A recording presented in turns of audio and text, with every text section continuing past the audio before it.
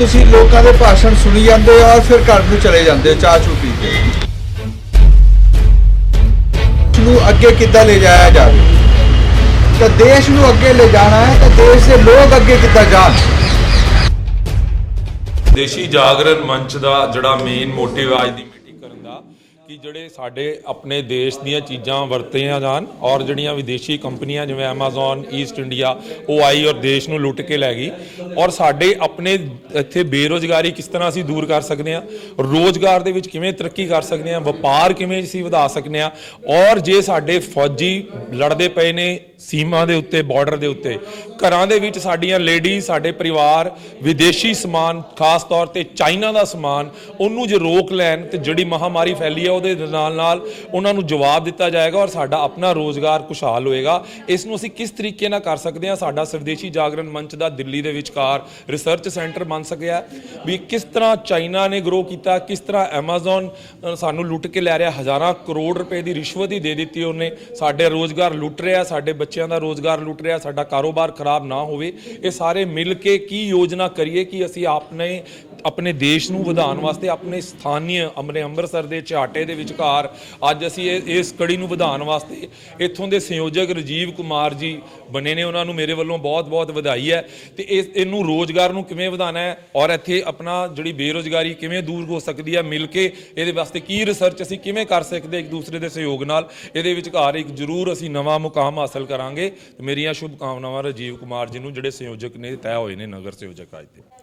ਸਾਡੇ ਦੇਸ਼ ਵਿੱਚ ਸਭ ਤੋਂ ਵੱਡੀ ਜਿਹੜੀ ਸਮੱਸਿਆ ਹੈ ਉਹ ਹੈ ਸਕਿੱਲ ਦੀ।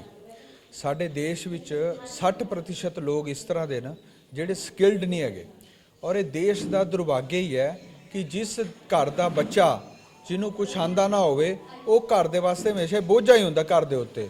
ਉਸੇ ਤਰ੍ਹਾਂ ਇਹ ਦੇਸ਼ ਦੇ 60% ਲੋਕ ਸਾਡੇ ਲਈ ਬਹੁਤ ਵੱਡੀ ਸਮੱਸਿਆ ਹੈਗੇ।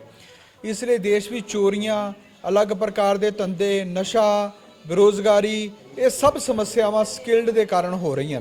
ਤਾਂ ਮੈਨੂੰ ਲੱਗਦਾ ਹੈ ਕਿ ਦੇਸ਼ ਦੇ ਪ੍ਰਧਾਨ ਮੰਤਰੀ ਨੇ ਸਕਿੱਲ ਇੰਡੀਆ ਕਾਰਜਕ੍ਰਮ ਚਲਾਇਆ ਹੈ, ਉਹ ਬਹੁਤ ਵਧੀਆ, ਲੇਕਿਨ ਉਹਦੇ ਪਰਿਣਾਮ ਬਹੁਤ ਲੇਟ ਆਉਣਗੇ। ਤਾਂ ਸਾਨੂੰ ਜੇ ਸਮਾਜ ਦੇ ਸਹਿਯੋਗ ਨਾਲ ਅਸੀਂ ਆਪਣੇ ਪਰਿਵਾਰ ਦੇ ਲੋਕਾਂ ਦੇ ਸਹਿਯੋਗ ਨਾਲ ਬੱਚਿਆਂ ਨੂੰ 8ਵੀਂ 9ਵੀਂ ਕਲਾਸ ਤੋਂ ਹੀ ਕੋਈ ਨਾ ਕੋਈ ਕੰਮ ਲਗਾ ਦਈਏ ਪੜ੍ਹਾਈ ਦੇ ਨਾਲ ਨਾਲ, ਤਾਂ ਬਹੁਤ ਜਲਦੀ ਸਕਿਲਡ ਹੋ ਜਾਣਗੇ ਔਰ ਇਹਦੇ ਨਾਲ ਵਿਦਿਨ 5 ਈਅਰ ਜਾਂ 7 ਈਅਰ ਸਾਡਾ ਦੇਸ਼ ਬਹੁਤ ਅੱਗੇ ਪਹੁੰਚੇਗਾ। ਧੰਨਵਾਦ। ਸਰ, ਸਿੱਖਿਆ ਦੀ ਗੱਲ ਕੀਤੀ ਹੈ ਤੁਸੀਂ ਵੀ 9ਵੀਂ ਕਲਾਸ ਤੋਂ ਹੀ ਜਿਹੜਾ ਬੱਚੇ ਨੂੰ ਪੜ੍ਹਾ ਦੇਣਾ, ਜਿਹੜਾ ਕਾਰੋਬਾਰ ਵਿੱਚ ਨਾਲ ਪਾ ਦੇਣਾ ਚਾਹੀਦਾ, ਪਰ ਲੱਗਦਾ ਨਹੀਂ ਕਿ ਉਹਦੇ ਨਾਲ ਜਿਹੜੀ ਹੈ ਸਿੱਖਿਆ ਦਾ ਦਰ ਜਿਹੜਾ ਡਾਊਨ ਹੋਏਗਾ ਦੇਸ਼ ਦੇ ਵਿੱਚ। ਜਿਹੜਾ ਬੱਚਾ ਹਮੇਸ਼ਾ ਹੀ ਕੰਮ ਕਰਦਾ ਹੈ ਉਹ ਪੜ੍ਹਾਈ ਦੇ ਵਿੱਚ ਔਰ ਵੀ ਯੋਗ ਹੁੰਦਾ। ਤੁਸੀਂ ਦੇਖਿਆ ਹੋਣਾ ਕਿ ਜਿਹੜੇ ਬੱਚੇ ਮਿਹਨਤੀ ਹੁੰਦੇ ਨੇ ਉਹ ਕੰਮ ਵੀ ਕਰਦੇ ਨੇ ਔਰ ਪੜ੍ਹਾਈ ਵੀ ਨਾਲ ਕਰਦੇ ਨੇ ਔਰ ਕੁਝ ਬੱਚੇ ਤਾਂ ਟਿਊਸ਼ਨ ਵੀ ਕਰਦੇ ਨੇ, ਬਾਕੀ ਹੋਰ ਵੀ ਕਿਤੇ ਨਈ ਕੰਪਨੀਆਂ ਆਪਣੀਆਂ ਨਿਰਮਾਣ ਕਰ ਰਹੇ ਨੇ, ਹੋਰ ਕੁਝ ਬਣਾ ਰਹੇ ਨੇ। ਉਹ ਅਲੱਗ ਪ੍ਰਕਾਰ ਦਾ ਮੈਨੂੰ ਲੱਗਦਾ ਵੀ ਦੇਸ਼ ਵਾਸਤੇ ਬਹੁਤ ਫਾਇਦੇਮੰਦ ਚੀਜ਼ਾਂ ਹੋਣਗੀਆਂ।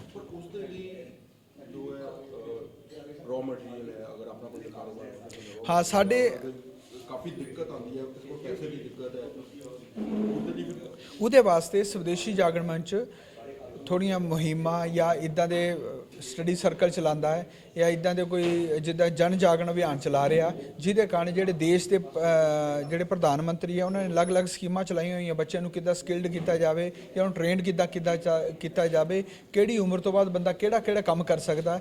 ਇਹਦੇ ਵਾਸਤੇ ਜਨ ਜਾਗਰਣ ਮੈਨੂੰ ਲੱਗਦਾ ਬਹੁਤ ਜ਼ਰੂਰੀ ਹੈ ਔਰ ਸਵਦੇਸ਼ੀ ਜਾਗਰਣ ਮੰਚ ਨੂੰ ਬਹੁਤ ਅੱਛੇ ਤਰੀਕੇ ਨਾਲ ਆਰਗੇਨਾਈਜ਼ ਕਰ ਰਿਹਾ। ਕਿੰਨੀ ਏਜ ਤੋਂ ਜਿਹੜਾ ਬੱਚੇ ਨੂੰ ਕਾਰੋਬਾਰ ਦੇ ਕੰਮ ਦੇ ਵਿੱਚ ਪਾਉਣਾ? ਮੈਨੂੰ ਲੱਗਦਾ ਵੀ 9ਵੀਂ ਕਲਾਸ ਤੋਂ ਬਾਅਦ ਬੱਚੇ ਨੂੰ ਕਾਰੋਬਾਰ 'ਚ ਪਾ ਦੇਣਾ ਚਾਹੀਦਾ, ਕਿਸੇ ਨਾ ਕਿਸੇ ਕਾਰੋਬਾਰ 'ਚ। ਉਹਦੇ ਨਾਲ ਬਹੁਤ ਜਲਦੀ ਬੱਚਾ ਜਦੋਂ 19-20 ਸਾਲ ਦਾ ਹੁੰਦਾ ਹੈ ਤਾਂ ਉਹਦੇ ਜਿਹੜਾ ਅਪ ਔਰ ਡਾਊਨ ਉਹਦੀ ਲਾਈਫ ਵਿੱਚ ਆਉਂਦਾ ਹੈ ਉਹ ਸਾਰਾ ਕਵਰ ਕਰ ਜਾਂਦਾ ਉਹ। नहीं तो अगर 25 ईयर तो बाद अगर बच्चा की अप एंड डाउन आएगा बिजनेस तो समझ नहीं पाता और फिर वो डाउनफॉल हो जाता है। इसलिए 25 साल तो बाद कोई बच्चा भी अलग प्रकार का बिजनेस अलग प्रकार का कोई काम करने का शुरू करने का कदे भी पंगा नहीं लेगा, कदे भी हौसला नहीं करेगा। हमेशा ही नया काम शुरू करना होएगा तो उसकी उम्र मिनिमम 13 और 14 साल चाहिए है, तदों ही वो रिस्क ले सकता है, तदों ही अगे बढ़ेगा। और जिन्हें भी महापुरुष देश में होए ना, चाहे स्टीव जॉब ले लो, उसकी पढ़ाई 10 साल तो 10वीं तो घट सी, लेकिन उन्हें 13-14 साल तो ही काम शुरू करता सीगा। होर भी जिन्हें भी व्यापारी है, जमशेद टाटा ने 14 साल तो शुरू करता सीगा। अपने बारेन बफू है उन्होंने 11 साल तो शुरू करता सीगा। इंटरनेशनल व्यापारी देख लो, लोकल लैवल ते व्यापारी देख लो, या तो ਉਹਦਾ पिता व्यापारी होएगा तद भी हुण अंबानी ਦੇ जिन्ने भी बच्चे हैगे सब ने 18-20 साल की उम्र ਵਿੱਚ ਹੀ व्यापार ਵਿੱਚ एंट्रेंस करती है। ਜਿਹੜਾ भी व्यापारी ਹੁੰਦਾ ਹੈ ਉਹਦੇ ਬੱਚੇ 12-13 ਸਾਲ ਤੋਂ ਹੀ व्यापार ਵਿੱਚ ਮਿਲ ਜਾਂਦੇ ਨੇ।